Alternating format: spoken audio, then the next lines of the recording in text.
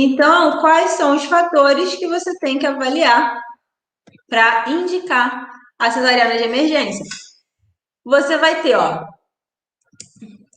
fatores que indicam a distocia.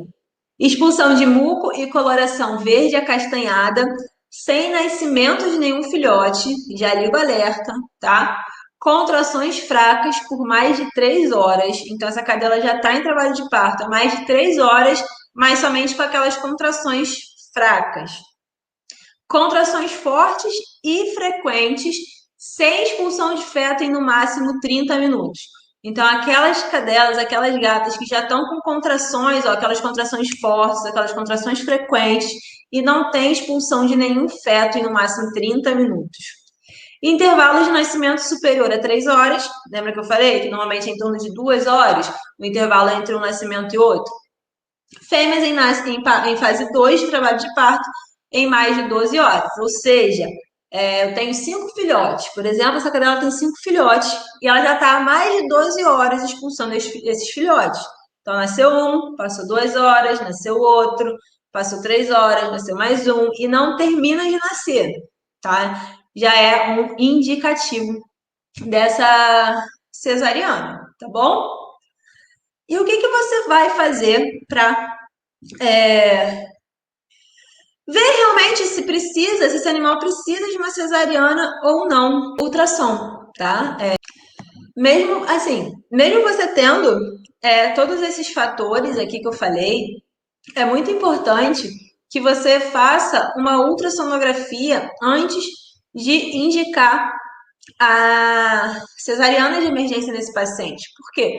Com a ultrassonografia, você vai avaliar os batimentos fetais. E, assim, ao meu ver, é o ponto mais importante para você avaliar se o seu filhote, se essa cadela, essa gata, precisa ou não de uma cesariana de emergência, tá? E o que você tem que avaliar, tá? Quando a gente faz um acompanhamento, é legal fazer uma radiografia também, tá? Por quê? Porque a ultrassom, ela consegue, o exame ultrassonográfico, ele visualiza o quê? Se os filhotes estão saudáveis, se está tendo um desenvolvimento normal desses filhotes, tá? Mas ele, a não ser que seja feito muito no comecinho da gestação, o ultrassom não consegue ver o número de filhotes, tá? Então, se é um tutor mais cuidadoso, faz uma radiografia para quê? Para você saber o número de filhotes e no momento que essa cadela tiver em trabalho de parto, o tutor conseguir visualizar, saber se já saíram todos os filhotes, quantos filhotes faltam. Assim, o tutor ele fica mais consciente, né, desse trabalho de parto, tá bom? Se não fez durante o pré-natal, não precisa fazer antes de fazer a cirurgia desse paciente, não, tá bom? Esquece, deixa pra lá. A ultrassonografia vai ser mais importante. E aí, o que a gente visualiza na ultrassonografia, gente? Stephanie, o que acontece?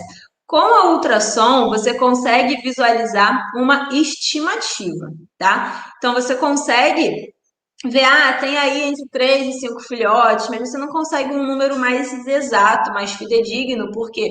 Porque a gente tem sobreposição, então a gente pode ter passado o transdutor em um lado, o transdutor em outro, pegar um filhote 2 vezes, tá? É, então, a ultrassonografia, normalmente, ela consegue dar um número mais exato quando é feita bem no comecinho, quando a gente tem os fetinhos ali bem pequenininhos, tá? Mas depois que eles já estão maiores, a gente tem muita sobreposição, então não é o melhor método. A ultrassom você consegue melhor, por quê? Porque você vê o esqueleto dos filhotinhos, é bonitinho. Então você vê o esqueleto dos filhotinhos, então é melhor. A ultrassom, então aqui, ó, no raio-x você vê o tamanho dos filhotes, o número de filhotes de forma mais exata, a posição do filhote no útero, tá? Então é legal você fazer também se você tem um acompanhamento para ver a posição desse filhote no útero, se ele está se posicionando na cervix de maneira adequada, tá? E se você vê a presença de gás uterino, já no útero, né? Indica a morte fetal desse paciente, tá bom? Então, a radiografia, você vai ver o tamanho dos filhotes, o número dos filhotes, A posição no útero, como eu falei, isso é legal, porque você consegue ver se está posicionado da forma adequada para esse filhote nascer de maneira normal. Presença de gás uterino indica morte fetal, tá bom? E o ultrassom, que vai ser o mais importante, a avaliação, né, da cesariana de emergência ou não. Por quê? Porque você vai visualizar o número de batimentos desses filhotes, tá? Então, o feto saudável aqui, ó, ele vai ter batimentos superiores a 220. Então, se você tem um feto que você consegue visualizar esses batimentos na ultrassonografia, você tem batimentos maiores de 220 batimentos por minuto. Ok, feto saudável, tá? Não precisa entrar para cesariana de emergência, aguarda, avalia. Entre 180 a 200, você já tem um certo grau de sofrimento fetal, tá? Já, ó, liga o alerta. Já liga o alerta.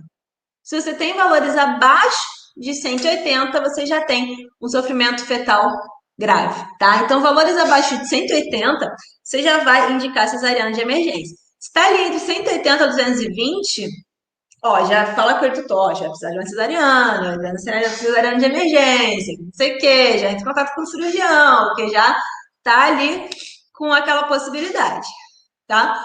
Valores abaixo de 180 não tem jeito. Esse paciente já está em sofrimento fetal grave, esses filhotes.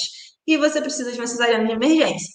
Valores abaixo de 150, intervenção cirúrgica tem que ser ali, ó, imediata. Liga para o cirurgião, para o anestesista, vem, corre, tem que operar. Se estiver abaixo de 130, as chances de sobrevivência desses filhotes são bem mais baixas, tá? E outros indicativos para cesariana é cadela em trabalho de parto por mais de 24 horas. Eu já peguei cadela em trabalho de parto, acho que com 48 horas, gente, sério, 48 horas. E se o último filhote nasceu há mais de 2 horas e ainda tem filhote no útero, tá bom? Nesses casos, você precisa de uma cesariana de emergência, tá? Você precisa de uma cesariana de emergência. Normalmente, se a cadela está em trabalho de parto por mais de 24 horas, na maioria das vezes você já tem algum feto morto ali dentro, tá? Já aconteceu o caso de eu ter mais de um filhote e ter um feto morto, o outro normal, vivo, tá? E aí você vai entrar com uma cesariana de emergência, porque você não vai esperar todos virem a óbito, né? Até porque quando você já tem um feto em óbito ali, não é legal, né? Você deixar um feto já em óbito dentro de um útero com outro feto vivo, tá?